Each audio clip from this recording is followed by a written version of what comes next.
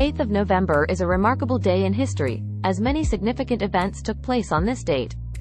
In 2016, Donald Trump shocked the world by defeating Hillary Clinton in the U.S. presidential election. In 2008, Barack Obama became the first African American president of the United States by defeating John McCain in the U.S. presidential election.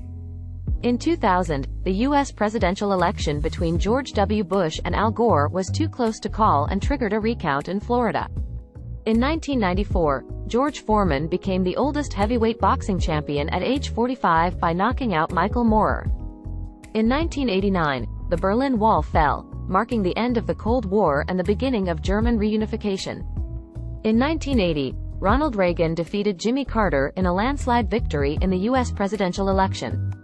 In 1974, Richard Nixon became the first U.S. president to resign from office due to the Watergate scandal.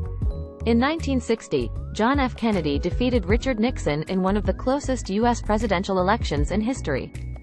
In 1956, the Suez Crisis escalated as Israel invaded the Sinai Peninsula and Britain and France bombed Egypt.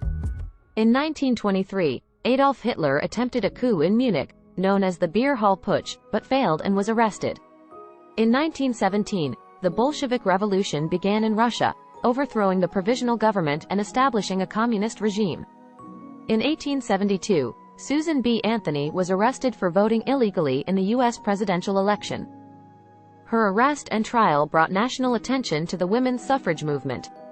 In 1789, the first U.S. presidential election was held, with George Washington winning unanimously.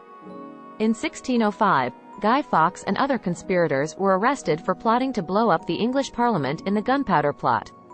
In 1519, Spanish explorer Hernán Cortés landed in Mexico and began his conquest of the Aztec Empire.